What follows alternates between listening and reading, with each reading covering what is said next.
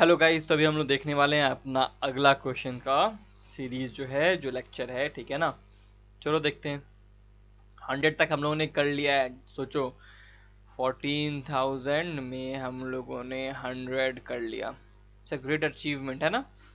चलो स्टार्ट करते हैं 101 से, ठीक है। 101 ये है हमारा 101 नंबर क्वेश्चन। चलो देखते हैं कितना है अभी।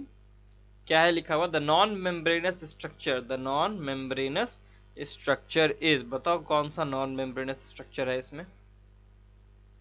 सब है ना।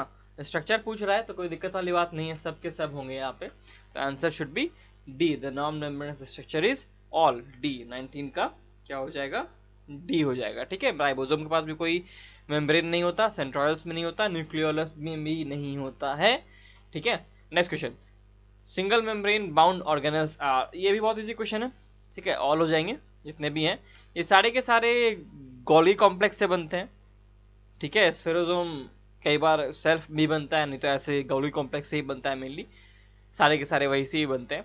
तो आंसर इज डी, सारे के सारे सिंगल मेम्ब्रेन है। देखो तो दोनों क्वेश्चन बहुत इंपॉर्टेंट है, ठीक है। दोनों ही क्वेश्चन बहुत इंपॉर्टेंट है, ध्यान रखना इन दोनों को कि कौन कौन सा सिंगल मेम्ब्रेन है, कौन कौन से डबल है, कौन कौन से नॉन मेम्ब्रेनस बाउंड है। देखो यहाँ पे साफ साफ यहाँ एक चीज देखो, स्ट्रक्चर लिखा है,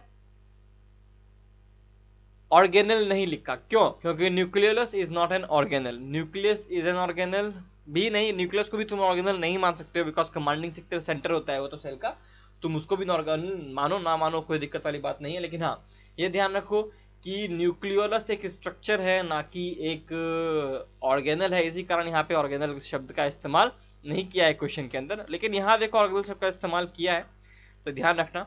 सेंट्रायोल्स और सेंट्राइबोसोम, तो एक्चुअली सेंट्रायोल्स भी कोई ऑर्गेनल नहीं है, सेंट्रोजोम इज एन ऑर्गेनल। उसके अंदर दो सेंट्रायोल्स होते हैं 90 डिग्री के पोजीशन पे, परपेंडिकुलर एक दूसरे से, कार्टविल स्ट्रक्चर होता है। सारे के सारे क्वेश्चन ही हैं, तो ये ध्यान रखना है, ठीक है। नेक्स्ट क्वेश्चन में देखते हैं, which one of the following is not a constituent of cell membrane, कौन सा सेल मेम्ब्रेन का कंस्टिट्यूएंट नहीं है, बताओ। अच्छा क्वेश्चन है ये भी।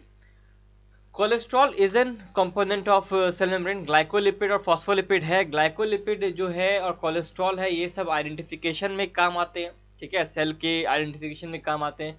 प्रोलीन नहीं है, प्रोलीन एक तरह का अमाइनो एसिड है, ये ध्यान रखना, ये नहीं होता है हमारे सेल मेम्ब्रेन में।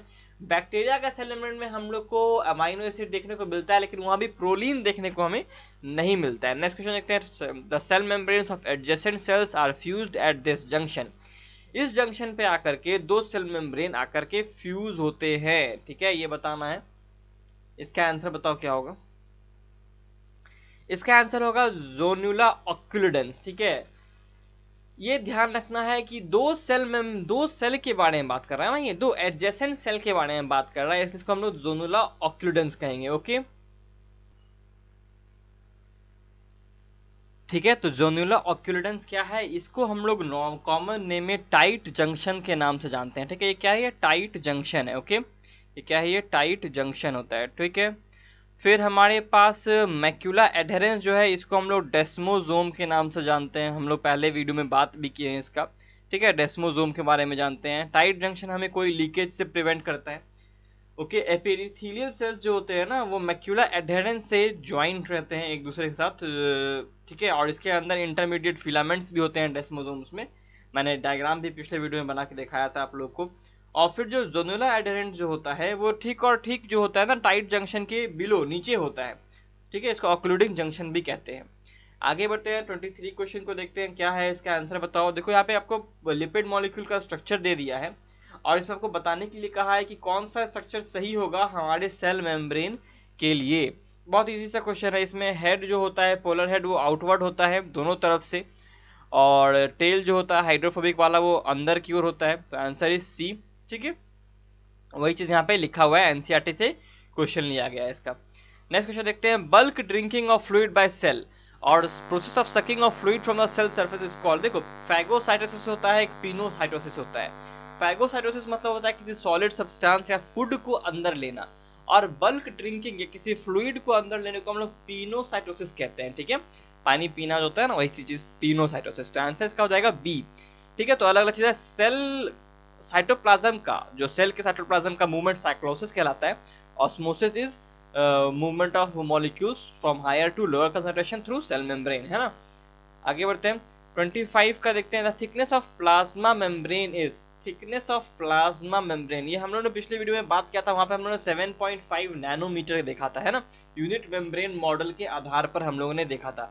यहाँ भी वही होगा, मैंने उस वीडियो में कहा भी था आप लोगों से कि 70 एंगस्ट्रॉम मान करके चलिए, यही आंसर बेस्ट रहेगा, ठीक है। जो जिन लोगों ने वो पिछला वीडियो देखा है उन्हें पता होगा मैंने ऐसा कहा है। तो आंसर इज डी। तो बहुत सारे क्वेश्चन हम लोग पहले भी बना चुके हैं, तो ज्यादा हम लोग इस पर ध्यान नहीं दे रहे अभी। The process of cell eating is called what, the process of cell eating is called phagocytosis. मैंने अभी कहा दो चीज होते हैं, सेल ड्रिंकिंग जो होगा वो पिनोसाइटोसिस होगा, सेल ड्रिंकिंग जो होगा वो पिनोसाइटोसिस होगा, और सेल ईटिंग जो होगा उसको फैगोसाइटोसिस कहेंगे। एंडोसाइटोसिस के ये दोनों टाइप हैं, एंडोसाइटोसिस के दोनों टाइप हैं। एंडोसाइटोसिस मतलब होता है कि जो सेल के अंदर आना, सेल के अंदर लेना कुछ भी सब्सटेंस को, तो वो पिनो भी हो सकता है, फैगो भी हो सकता है, वो वाटर भी आ सकता है, फ्लूइड भी आ सकता है, कोई सॉलिड सब्सटेंस भी आ सकता है, ठीक है ना। कुछ बाहर जाएगा तो एक्सोसाइटोसिस कहेंगे उसे, ठीक है। 27 क्वेश्चन देखते हैं क्या बोल रहे हैं। देखो बहुत अच्छा क्वेश्चन है ये, सीबीएसई में और एनसीईआरटी का क्वेश्चन है, तो बहुत इंपॉर्टेंट क्वेश्चन भी है ये। इसमें क्या है, आगे क्या लिखा हुआ है, according to widely accepted fluid mosaic model के अकॉर्डिंग अगर हम लोग देखें, जो मेम्ब्रेन होता है हमारा वो सेमी फ्लूइड होता है, जहाँ पे लिपिड और इंटीग्रल प्रोटीन जो होता है वो डिफ्यूज हो सकता है रैंडमली। रिसेंट ईयर्स में हम लोग को पता चला है इस मॉडल के बारे में, और हम लोग ने इसे बहुत ज़्यादा मॉडिफाई कर दिया है, ठीक है ना। और इस रिगार्ड में जो हम लोगों ने मॉडिफिकेशन किया है, उस मॉडिफिकेशन के अगर रेस्पेक्ट में अगर आप लोग बात करें तो कौन सा स्टेटमेंट इनमें से इनकरेक्ट है, गलत वाले को बताना है। प्रोटीन कभी भी फ्लिप फ्लॉप मूवमेंट नहीं करता है, इस क्वेश्चन को बनाने का जो ट्रिक है वो यही है, और ये पहले भी हम लोग डिस्कस कर चुके हैं किसी एक क्वेश्चन में, ठीक है ना, 2-3 पार्ट पहले शायद डिस्कस किया है हम लोगों ने। और इसका जो आंसर होगा, देखो क्या बोल रहा है कि प्रोटीन जो होता है फ्लिप फ्लॉप, जो हम लोग मानते हैं, जो हमें लोग पता चला है डिस्कवरी में, कि प्रोटीन कभी भी फ्लिप फ्लॉप नहीं कर सकता, लिपिड कभी कभी रेयरली फ्लिप फ्लॉप करता है, कोई दिक्कत नहीं उसे। तो यहाँ पे देखो लिख रहा है protein in the cell membrane can travel within the lipid membrane, बिल्कुल सही स्टेटमेंट है ये। सी देखते हैं, protein can remain confined within the certain domains of the cell membrane, बिल्कुल सही है ये। Many proteins remain completely embedded within the lipid bilayer, बिल्कुल सही है। इंट्रिंसिक प्रोटीन होता है, ठीक है, एक्सट्रिंसिक प्रोटीन तो खाली ऊपर में सतह पे होता है। Protein can also undergo flip flop, नहीं, प्रोटीन तो फ्लिप फ्लॉप कभी कर ही नहीं सकता, तो आंसर यही होगा, बिकॉज इनकरेक्ट पूछ रहा है ना, तो ये तीनों आंसर नहीं होंगे, भले ये तीनों करेक्ट स्टेटमेंट है, बिकॉज हमें इनकरेक्ट स्टेटमेंट बताना है, तो answer is B, answer is B. Okay, next question देखते हैं। Which is the latest model that is proposed to explain the structure of plasma membrane? Fluid mosaic model किसने दिया था, सिंगर एंड निकोलसन ने दिया था। ओके, नेक्स्ट क्वेश्चन से हम लोग नेक्स्ट वीडियो में बात करेंगे, ठीक है। Till then take care, study smart, work hard and stay healthy guys.